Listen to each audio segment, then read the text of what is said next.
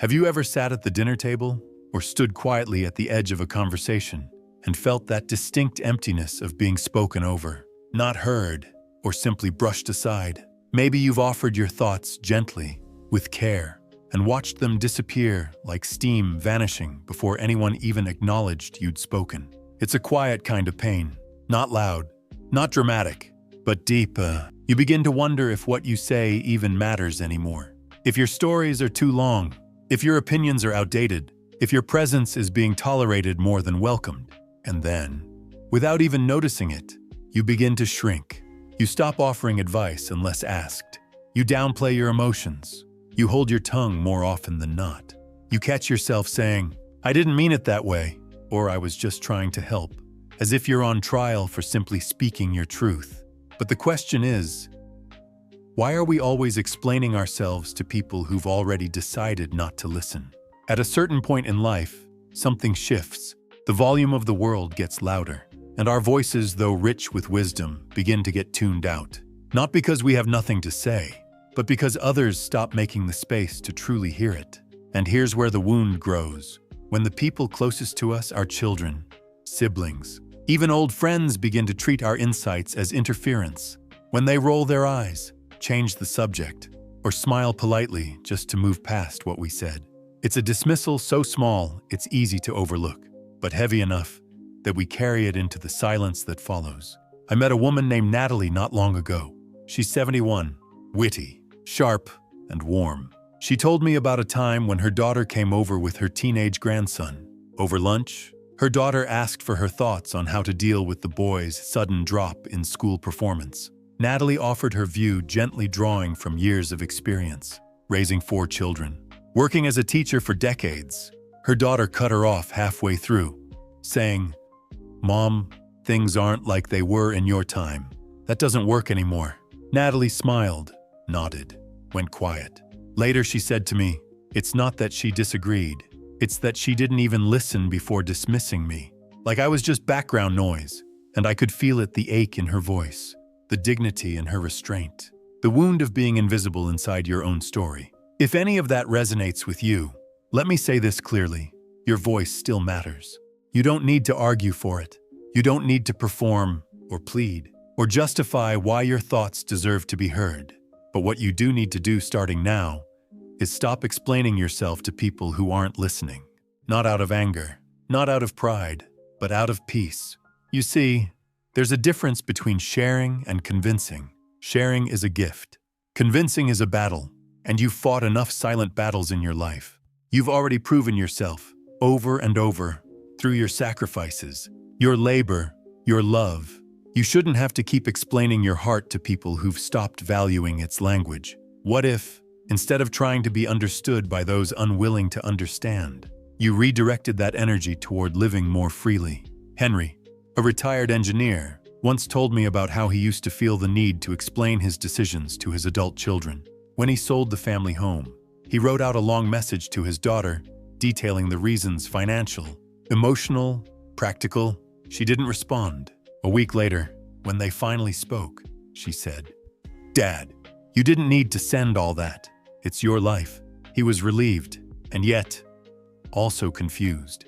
He'd spent his whole life believing that he owed everyone a reason for his every move. But in that moment, he realized something profound. Sometimes we create our own prisons built from over-explaining, over-apologizing, over-justifying. So Henry stopped, not abruptly, but slowly, intentionally. When he decided to travel for 3 months, he didn't ask for anyone's blessing. He simply said, "I'm going." When he chose to adopt a dog, he didn't send articles to justify the cost or care. He just showed up one day with a scruffy mutt and a proud smile. And you know what happened? His children began to listen differently because he stopped asking for permission to live. That's what happens when you step out of the need to explain and into the courage to simply be. You begin reclaiming your space. You begin making decisions from a place of quiet certainty instead of performance. And slowly, those around you, whether they change or not, begin to see you in a new light. Not because you made them understand, but because you no longer need them to. Let me say this to you gently. You don't need to win every debate. You don't need to prove every point. You don't need to sacrifice your peace to make someone else feel comfortable with your truth. Instead, there are things you can do, small, powerful shifts that speak louder than any long explanation ever could. And as we continue this journey together, I'll walk with you through those quiet changes, not with bullet points or checklists, but with stories, moments, and choices that restore your power one breath, one boundary, one brave pause at a time. Because at this point in life, your peace is more valuable than anyone's approval, and your truth, it's already enough. There's something deeply liberating about no longer needing to be understood to feel whole.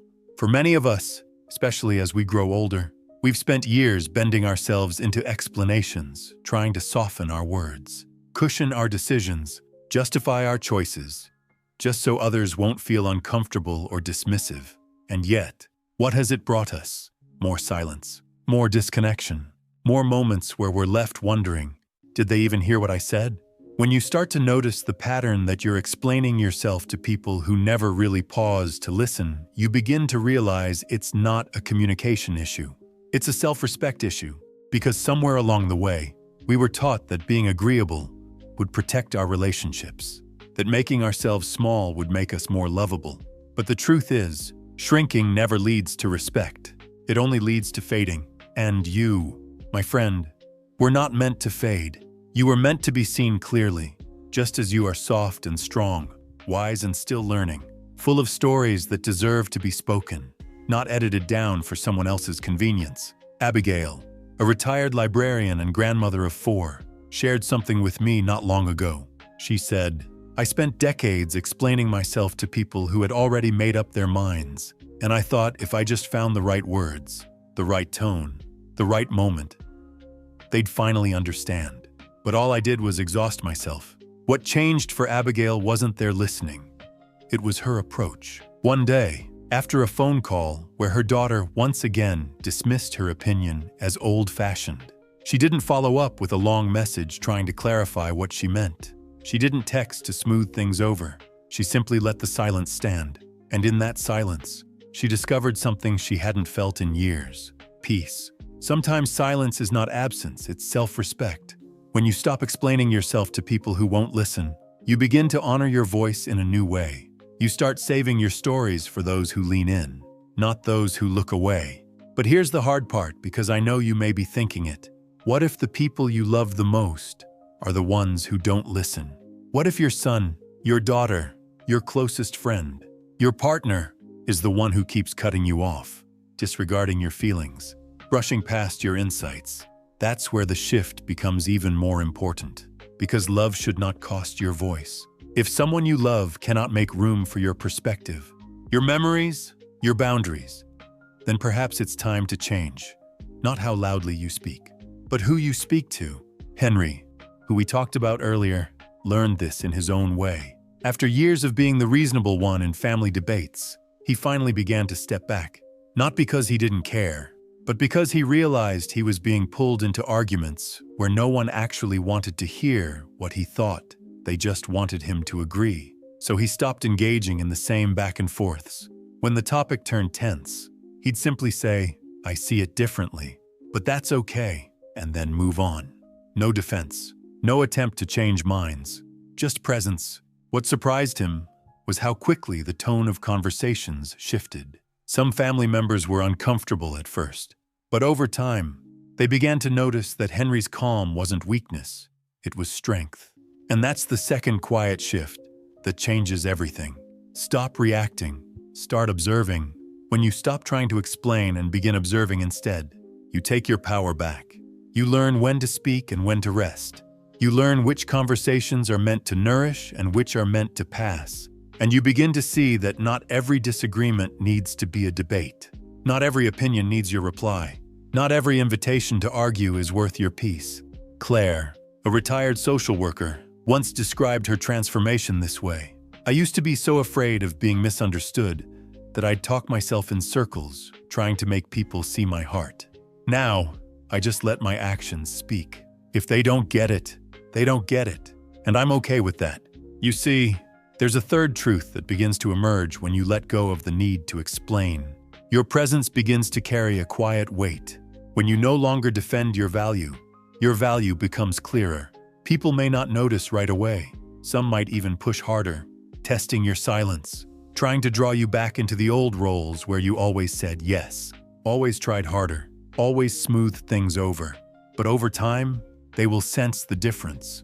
They'll begin to realize that your silence is not retreat, it's clarity. That your boundaries are not rejection, they are direction.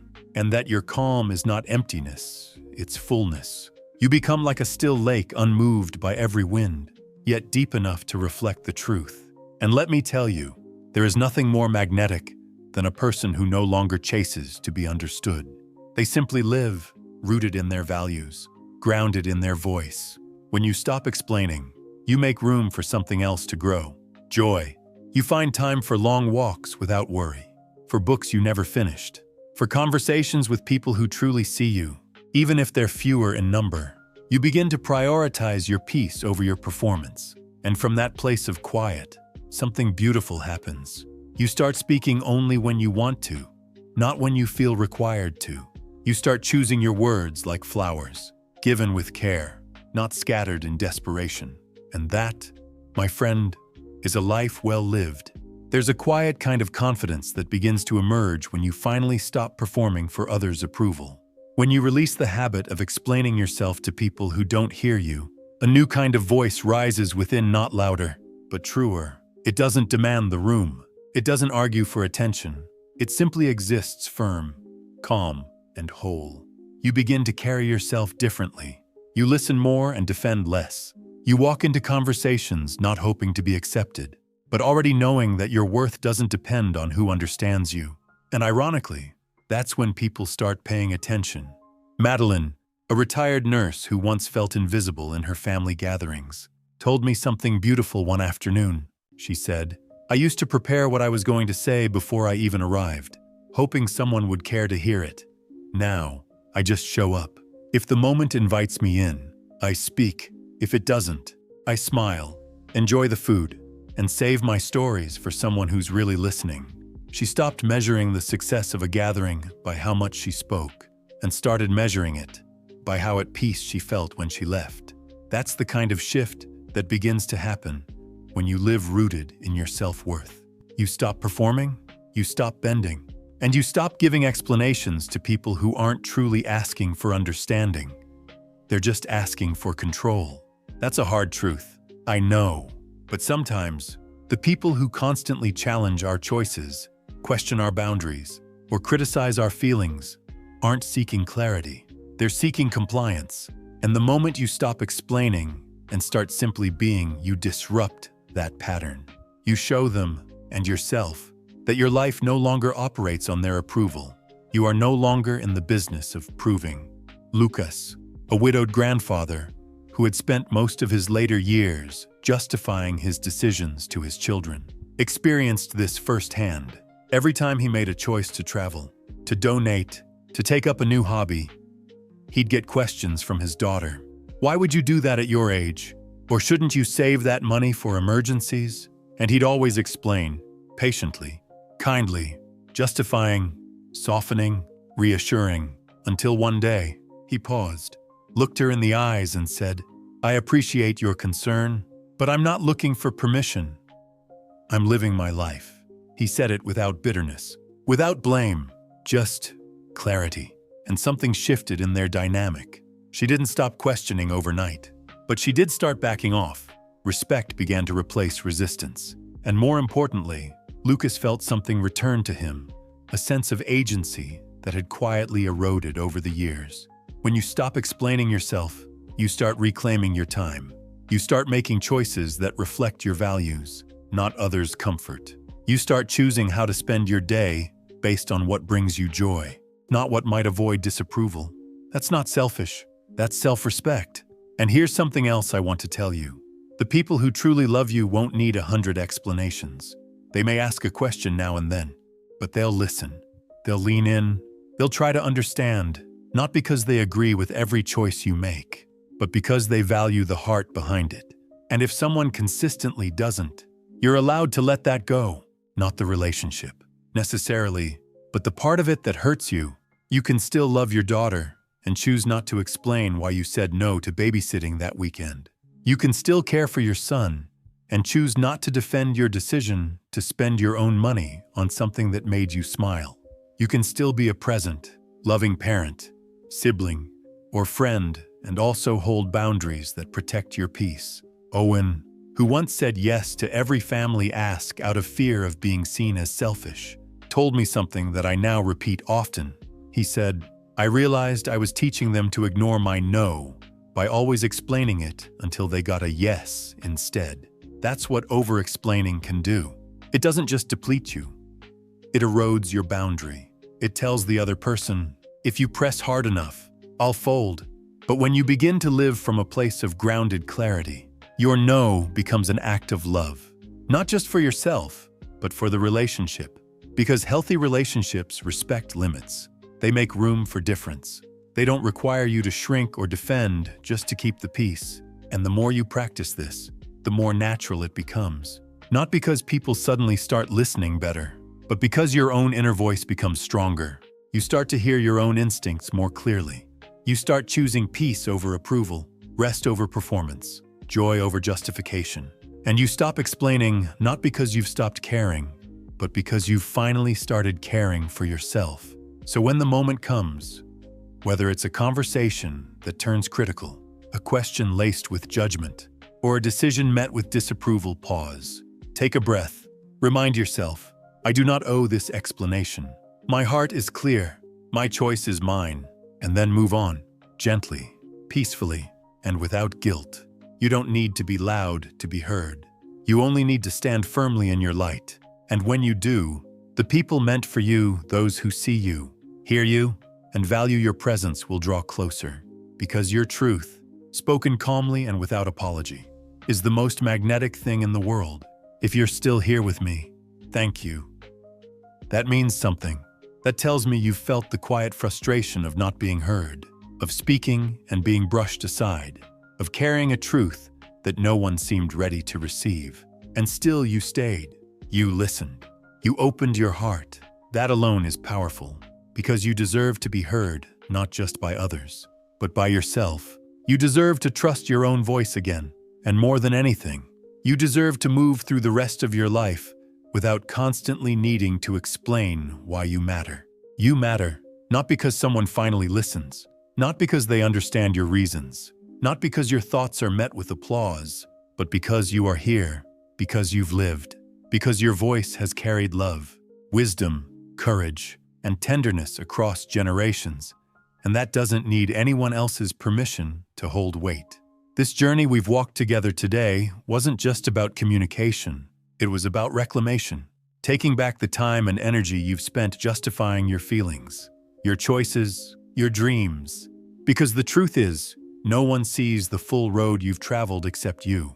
No one knows the nights you stayed up worrying, the things you gave up for others, the small sacrifices that were never acknowledged, the decisions you made that felt right even when they weren't popular. And yet you're still here. Still growing, still soft, still open. That's not weakness. That's strength in its purest form. So maybe now is the time finally to let go of the old habit of proving yourself. Maybe now is the time to speak less when no one's listening, and more when your own soul needs to be heard. Maybe it's time to surround yourself with people who don't require an explanation, who just get it, or at least try. People who meet your truth with openness, not argument. And yes, those people might not be who you expected. They might not be your children, or your siblings, or the friends you once thought would be there forever. But that's okay, because this chapter of your life isn't about fitting back into old stories. It's about writing new ones where you speak when you choose to, where you rest without guilt, where you protect your peace like it's sacred because it is, ones where your no is complete and your yes is joyful. Ones where you don't need to explain who you are anymore, because you're too busy being it. And now, I want to gently turn this conversation over to you. Have you found yourself explaining your heart too often? Have you ever felt like your words went unheard, especially by the people closest to you? What helped you stop? Or what are you still trying to figure out? If you feel safe to share, I would truly love to hear your story in the comments. Not just because it helps me understand you more, but because someone else out there needs to know they're not alone in this. Someone is sitting at home, trying to find the courage to stop chasing validation, and your words, your truth might be the thing that helps them begin. And if this message stirred something in you, if it made you feel seen in a way you haven't in a long time, I'd love for us to stay connected. This space we're building here is more than a channel. It's a gathering place for people who are done shrinking, done apologizing, done performing.